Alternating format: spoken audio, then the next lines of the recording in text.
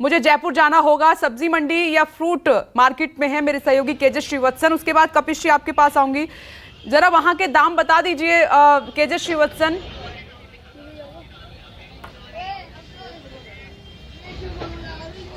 जी देखिए, इस वक्त मैं हसनपुरा सब्जी मंडी में हूँ। यह आम लोगों की सब्जी मंडी कहलाती है और सबसे पहले मैं आपको कुछ नज़ारा दिखाता हूँ। यहाँ देखिए, सब्जियाँ आम दिनों की तुलना में काफ़ी कम है क्योंकि माल ही नहीं आ रहा, माल बड़ा ज़्यादा है, लोग कम खरीद रहे हैं। लोग कम इसलिए खरीद रहे हैं क्योंकि सब्जियाँ महंगी है और इस महंगी के कारण हरी सब्जी भले ही है यहाँ पर। लेकिन मैं पूछता हूँ बाबू जी, महंगाई है देश में, आपको लग रहा है आप तो सब्जी भी खरीदना है? महंगाई तो है ही ना, सबको दिख रहा है महंगाई। किसको भी पूछोगे कोई ये लिखेगा सस्ता ही है, महंगाई तो है। सरकार कह रही है ऐसा कुछ नहीं है, सब कुछ सही कर रहे हैं हम। सरकार झूठ बोल रही है, सरकार झूठ बोल रही है। महंगाई हर जगह है, महंगाई कोई किसी चीज में कोई सस्ताई हुई ही नहीं। अच्छा मैडम, आपके घर का बजट अभी सही है या बिगड़ रहा है? बिगड़ रहा है अभी तो बहुत ज्यादा सर। अभी तो महंगाई इतनी हो रही है तो बिगड़ेगा ही, क्या करें, चलाना पड़ रहा है। चलाना पड़ रहा है। अब देखिए, मैं सब्जियों के दाम आपको बताता हूं। यहाँ पर तमाम तरह की सब्जियां आपको नजर आ जाएगी और यदि इसके दाम आप देखेंगे तो कोई भी सब्जी ऐसी नहीं है जिसके दाम 50 से 60 रुपए से कम हो। सबसे बड़ी बात है, टमाटर भी 50 रुपए किलो पहुंच गया। आलू, अरबी या मिर्ची की बात करें तो 60 रुपए किलो। एक शख्स है, महंगाई पर देखिए, ये न्यूज 24 के ये कवरेज पूरा देख रहे हैं क्योंकि जानते हैं कि आम जनता से जुड़ा मुद्दा है। अपने मोबाइल पर ये इस कवरेज को देख रहे हैं। तो मैं इनसे भी पूछता हूं, कुछ महंगाई आपके जीवन पर असर डाल रही है या नहीं, पहले ये बताओ। बहुत ज्यादा से ज्यादा मजदूर लोगों को बहुत संकट हो रहा है। इस भाव के अंदर हिंदुस्तान के अंदर कभी इतना महंगा कोई वेजिटेबल नहीं हुआ। आम पब्लिक से आप सर्वे करोगे, इस गवर्नमेंट से बहुत ज्यादा नुकसान है। नहीं, ये तो आम बात हुई। आप पे क्या असर हुआ ये बताओ, इंडिविजुअल बताओ। इंडिविजुअल बहुत ज्यादा असर है। अभी प्रेजेंट के अंदर सब्जी मंडी का खर्चा नहीं लेकर पा रहा, मजदूरों की तनख्वाह नहीं लेकर पा रही है। इतना महंगा वेजिटेबल हो चुका है जिसकी कोई हद नहीं है। आए दिन की परेशानी है, कभी जीएसटी से लेकर कभी आए दिन टैक्स बढ़ा देते, कभी घर खर्चा नहीं चल पा रहा, आए दिन घरेलू वगैरह, और ऐसी बहुत संगठन है जिसकी वजह से घर खर्चा नहीं चल पा रहा। मजदूर ये देखिए, ये सही बोल रहे हैं कि खर्च घर का चलाना मुश्किल हो रहा है क्योंकि हर चीज महंगी है। यहाँ पर अगर आलू प्याज की बात करूं तो ये भी 25 से 30 रुपए किलो तक पहुंच गया है। टमाटर 50 से 60 रुपए किलो तक पहुंच गया। ये तो देखो मंडी की बात है। यदि गली में चलने वाले ठेलों की बात करें तो ये दाम 10 से 15 रुपए ज्यादा होंगे। सोचा जा सकता है कि आम आदमी की हालत क्या होती है। यही सवाल लेके मैं आगे बढ़ रही हूँ। केजे श्रीवत्सन, मैं आती हूँ। देखिए, सब्जियों के दाम 30 रुपए किलो आलू है। आलू प्याज गरीब वही खा पाता है, लेकिन आज वो भी सोचना पड़ रहा है कि आलू कैसे खरीदें, प्याज कैसे खरीदें। कम से कम सरकार इन बारे में तो सोच सकती है, इसके बारे में। कपिश श्रीवास्तव जी, सरकार कह रही है कि देश में उत्पादन बढ़ा है, बेरोजगारी घटी है, 3 लाख नौकरियां आने वाली हैं, तो आपको भरोसा क्यों नहीं है? आप फिर क्यों इतना ऑब्जेक्शन कर रहे हैं? सरकार को ख्याल है हर किसी का, वो मानते हैं थोड़ी बहुत महंगाई है लेकिन आने वाले समय में कंट्रोल कर ली जाएगी। देखिए, सरकार तो हमेशा यही कहेगी जो कह रही, और उनको अपने शासनकाल में कभी महंगाई दिखेगी नहीं, भले जनता उससे पीड़ित हो। और मैं सबसे पहली चीज ये कहना चाहता हूं कि ग्लोबल चीजों से भारत को जोड़ रहे हैं आप। जहां मीठा मीठा होता है वहां गप कर लेते हैं, जहां कड़वा कड़वा होता है वहां थू थू कर देते हैं। तो ऐसे देश नहीं चलते। ग्लोबल कब नहीं था, हम तो ये पूछ रहे हैं कि कब ग्लोबल नहीं था। और दूसरी चीज ये बताइए, आप अमेरिका से, आप इंग्लैंड से, आप जर्मनी से, आप रशिया से, आप जो है वो चीन से हमारी कंपेयर करते हैं, तो प्रति व्यक्ति आय भी कंपेयर कर लीजिए, क्योंकि आप एक तरफा ज्ञान बांट रहे हैं, दूसरी तरफ आप नहीं बांट रहे हैं कि उनकी तो इनकम ही ज्यादा है, तो अगर महंगाई उनके यहाँ ज्यादा है वो उठा लेते हैं। अगर उनके यहाँ बेरोजगारी होती है तो अमेरिका जो है वो कोरोना काल के अंदर अपने बेरोजगारों को भी पैसा देने का काम करती है और अपने बैठे हुए लोगों को घर में पहुंचाने का काम करती है। आपने क्या किया? तो भाई सबसे पहली चीज यही है कि ये एक तरफा बात करते हैं। लगातार ये महंगाई टाइम थी, 100 दिन में महंगाई कम कर रहे थे, लगातार 7% खुदरा और 15% जो है थोक महंगाई दर बढ़ी हुई है और आपको महंगाई नहीं लगती। हमारी वित्त मंत्री जी क्या कहती थी कि प्याज महंगा हो गया, प्याज खाना छोड़ दो। अब तो सब चीज महंगा हो गया, क्या चीज खाना छोड़ो। अब दिक्कत इस बात की है कि ओला उबर को जो ठहराती थी कि मंदी के दौर में इन्होंने वाहन बाजार को पहुंचाया था, ऐसे वित्त मंत्री हमारे बीच में हैं जिन्होंने कभी भी वित्त को संभाल ही नहीं रखा।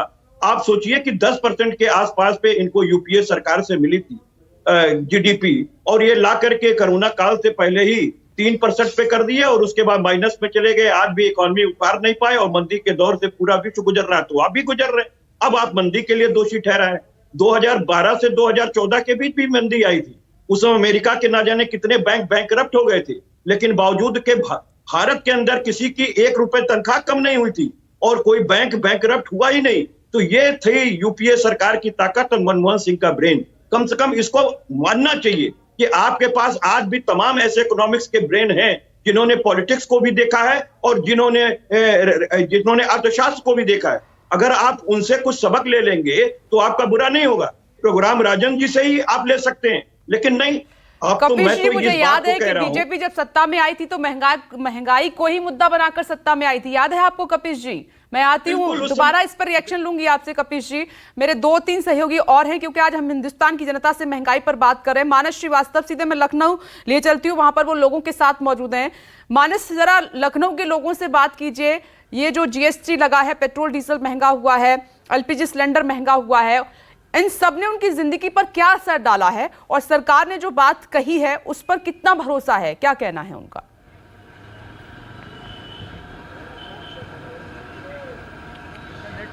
हाँ बिल्कुल, मैं बात करता हूँ। हमारे साथ लोग मौजूद हैं। ये बताइए कि कल वित्त मंत्री ने कहा कि पूरी दुनिया में मंदी जरूर आई, लेकिन हमारे देश की नीति ऐसी थी कि मंदी का कोई असर यहाँ पर है और मंदी आएगी भी नहीं। लेकिन दूसरी तरफ आप देख रहे हैं कि तमाम चीज़ों पे जीएसटी जो है वो बढ़ गया है, तो महंगाई बढ़ी है। क्या सोचते हैं आप लोग वित्त मंत्री के इस बयान पर और किस तरीके की झंझावत आप लोग को झेलने पड़ते हैं? जी, थोड़ा बहुत फ़र्क जो 6 महीने से पिछले यूक्रेन में युद्ध चला है तो उसमें पूरी दुनिया पे असर पड़ा है।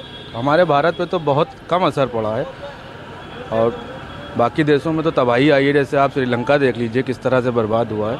अपने यहाँ तो फिर भी बहुत अच्छा माहौल है और कोई इतनी महंगाई दूसरी चीज़ों में, कुछ चीज़ों में बढ़त है तो कहीं पे राहत भी है, दूसरी चीज़ों में राहत भी दी है सरकार। ऐसे सब्जी अब्जी हैं इस टाइम, प्याज बहुत सस्ती बिक रही है, आलू भी बहुत कोई कम रेट है, कोई ज़्यादा रेट नहीं है। बल्कि पिछले सालों में हर साल जैसे बरसात होती थी तो बरसात में सब्जियां बहुत आसमान छूती थी। आप देखिए इस साल क्या रेट हैं, कोई सब्जी इतनी महंगी नहीं हुई है। मतलब आप लोग को लग रहा है कि सरकार की नीतियाँ ठीक रही?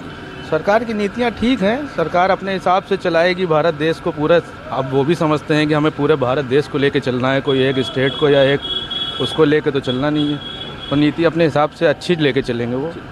आप बताइए कि आपको लगता है कि महंगाई बढ़ गई है बीते कुछ दिनों में? सरकार कह रही है कि नहीं, उसने बिल्कुल मंदी को कंट्रोल करके रखा है, कहीं मंदी नहीं आने जा रही है। आप लोग मार्केट में रहते हैं, मंडी में दिन रात आप लोग रहते हैं, यहाँ पर क्या असर पड़ा व्यापार पे? कुछ ज़्यादा कोई ख़ास असर पड़ा नहीं है और जैसे कि आप देख भी रहे हैं कि मंडी के हालात कैसे हैं, तो इतना कोई महंगाई का दौर नहीं है कि बहुत आसमान छू रही है चीज़। बिल्कुल नॉर्मल रेट है, कोई ज़्यादा इतनी महंगाई है। आप बताइए, आप यहाँ के व्यापारी हैं, मंडी में क्या हालात है? कुछ मंदी का असर नजर आता है यहाँ पर कि लग रहा है कि सब कुछ ठीक चल रहा है? नहीं, कोरोना को देखते हुए और महामारी के हालात को देखते हुए हम सब बहुत काफ़ी हद तक के ठीक स्थितियों में हैं। चाहे किसी कार्य की बात कर लिए, महंगाई को लेके कहिए या महंगाई को लेके कहिए, तो हमारे वहाँ ना बहुत महंगाई है ना बहुत महंगाई है।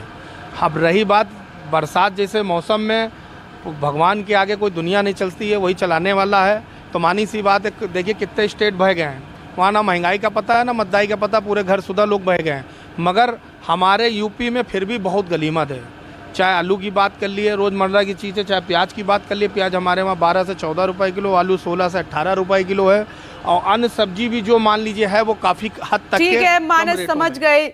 यहाँ के लोगों का कहना है, इनमें से कुछ लोग ऐसे हैं कि पहले जब मानसून आता था, बरसात होती थी, चीज़ें महंगी होती थी, लेकिन अभी उतनी महंगी नहीं है।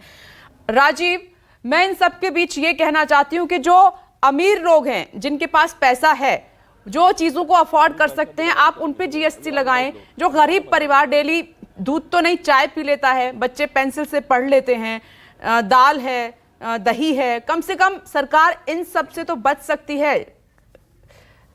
राजीव से संपर्क नहीं हो पा रहा है। अमिताभ, इसी सवाल के साथ आगे बढ़िए। आपके साथ जो लोग हैं, बात कीजिए।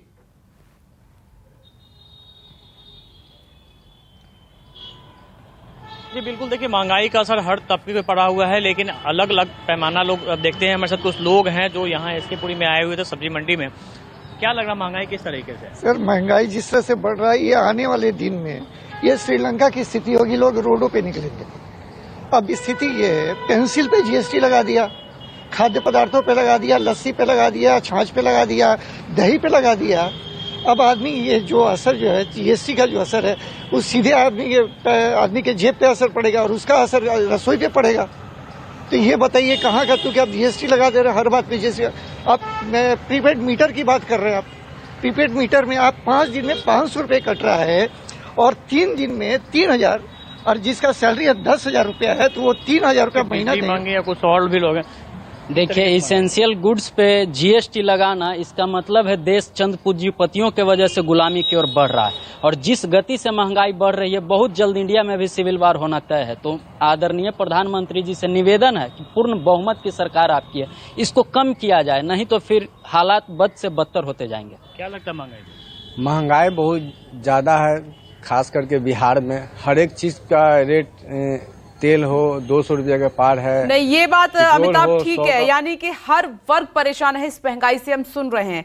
अब सीधे भोपाल लिए चलते हैं, वहां की जनता को भी सुन लेते हैं, महंगाई पर उनका नजरिया क्या है। बात कीजिए विपिन।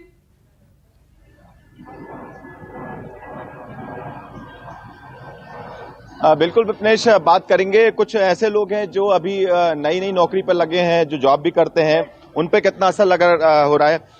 अभी तो जॉब करना शुरू किया है, महंगाई को किस तरह से देखते हैं देश? सब कुछ बढ़ा हुआ है महंगाई में, पेट्रोल बढ़ा हुआ है, खाने की चीजें बढ़ी हुई हैं, तो इससे बहुत प्रॉब्लम होती है क्योंकि हमारी सैलरी नहीं बढ़ती है, बस महंगाई ही बढ़ती चली जाती है, तो इससे बहुत ज्यादा नुकसान होता है हमें। किन किन जगह महंगाई देखती हो, किन किन चीजों में? क्योंकि हर चीज लगभग महंगी हो चुकी है, अनाज महंगा हुआ है, पेट्रोल पे भी असर पड़ा है। जैसे अभी बजट आया तो बेसिक नीड की जो चीजें हैं, जैसे डेयरी प्रोडक्ट्स, उस पे महंगाई बढ़ गई है। अब हर इंसान को जाने आने के लिए वाहन चाहिए, तो उसके ईंधन पे जो है वो महंगाई बढ़ गई है। तो लोगों की जो बेसिक नीड्स की अगर रेट बढ़ेंगे तो आपके डेली लाइफ पे इफेक्ट पड़ेगा ही।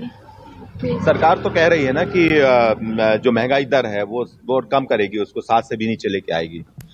अगर ये महंगाई कम होती है तो इससे सबसे ज्यादा, अगर ये कम होगी तो सबसे ज्यादा असर इस पे आम आदमी पे ही दिखेगा, क्योंकि सबसे ज्यादा महंगाई उसे ही इफेक्ट करती है अगर महंगाई बढ़ती है तो।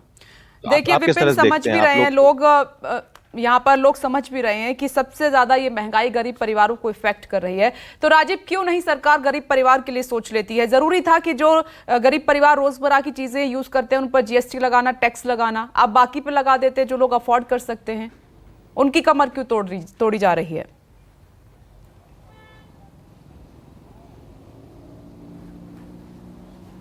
देखिए, शुरुआत में ही विपनेश ये बात हुई थी कि समाज का एक वर्ग पिछले कुछ वर्षों में, मैं ये नहीं कहूँगा इसी सरकार में, पिछले कुछ वर्षों में समाज में इस तरीके की खाई, जो गरीब और अमीर के बीच की खाई है, वो बहुत ज़्यादा बढ़ी है।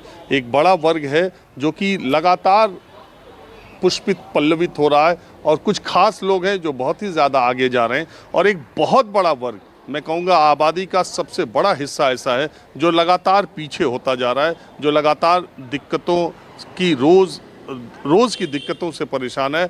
आपको बता दें, सरकार को ये सब आंकड़े और ज़मीनी स्तर की सच्चाई को देखे तो शायद अपनी नीतियों में परिवर्तन करे। उज्ज्वला योजना के तहत जिन लोगों को गैस कनेक्शन फ्री में दिए गए थे, मैंने अपनी आंखों से विपनेश देखा है कि उसमें बहुतायत संख्या में वो गैस सिलेंडर अब भराए नहीं जाते हैं, वो रखे हुए हैं। लोग साफ तौर पे कहते हैं कि 1100 का सिलेंडर उनके बस का भराना नहीं है। आपने कनेक्शन तो दे दिया फ्री का, लेकिन वो भरा नहीं पाते हैं। ठीक इसी तरह ये जो अनाज देने की प्रक्रिया है, ये एक बहुत बड़ी कार्यशील आबादी को भी बेकार कर रही है, चूँकि खाने का पैसा, और ये बहुत ही भ्रष्टाचार भी इसमें बहुत ज़्यादा है। अगर इस पर बात करें तो लंबा जाएगा, लेकिन ये है कि आप 5 किलो राशन दे करके आप कमाई नहीं बढ़ा रहे हैं, उनके खिलाने का इंतज़ाम कर रहे हैं। कोरोना काल तक तो ठीक था। ये सब चीज़ें अगर सरकार एड्रेस करे तो बहुत सारी चीज़ों में, चूँकि ज़मीनी स्तर पर, लेकिन बात वही है कि सबसे पहले तो इलेक्शन में चुनाव, मतलब भारत में जब चुनाव आता है तो सब कुछ उसके हिसाब से होने लगता है। आपने देखा कि बंगाल के चुनाव थे, उत्तर प्रदेश के चुनाव थे। बंगाल के चुनाव में तो पेट्रोल डीजल के दाम नहीं बढ़े एक भी दिन, 90 दिनों तक। उत्तर प्रदेश के चुनाव के समय उल्टा कम हो गए, 10-12 रुपये लीटर। तो ये सब चुनाव की दृष्टि से, और हर साल चुनाव, हर 8 महीने 10 महीने पर भारत में चुनाव है, तो उस तरीके की चीज़ें लगातार होती हैं। आप सही कह रहे हैं राजीव। और आपने एक इशारा बड़ा किया है कि ऐसा ना हो देश में एक लंबी गहरी जो खाई है वो और ज्यादा गहरी होती चली जाए, एक लंबी ऐसी लकीर खिंच जाए कि उसको मैच कर पाना मुश्किल हो। ये विश्वास पाठक जी, सब कुछ आपके लिए है, आपकी सरकार के लिए है। ब्रेकिंग विद एजेंडा में वक्त इतना ही था। आप सभी का बहुत बहुत शुक्रिया। महंगाई पर नजरिया सरकार का क्या है, विपक्ष का क्या है, वो तो आपने सुना, लेकिन आज न्यूज़ 24 ने बात की हिंदुस्तान की जनता से कि वो महंगाई को लेकर क्या सोचते हैं, सरकार से क्या जानना चाहते हैं। तो सरकार के पास अब भी वक्त है कि कम से कम उन चीजों को आप महंगा मत कीजिए जो गरीब जनता, जिनके पास बहुत कुछ नहीं है, वो डेली अपना पेट भरने के लिए इस्तेमाल करते हैं, जिसमें दूध है, दही है, अनाज है, आलू है, प्याज है और एक सिलेंडर है। प्लीज सोचिए। नमस्कार, मैं हूं मानक गुप्ता। अगर आपको हमारा ये वीडियो पसंद आया हो तो इसे लाइक और शेयर जरूर करें, और हां, हमें सब्सक्राइब और फॉलो करना ना भूलें ताकि आप देश और दुनिया की कोई खबर मिस ना करें। तो जुड़े रहिए हमारे साथ और देखते रहिए न्यूज़ 24।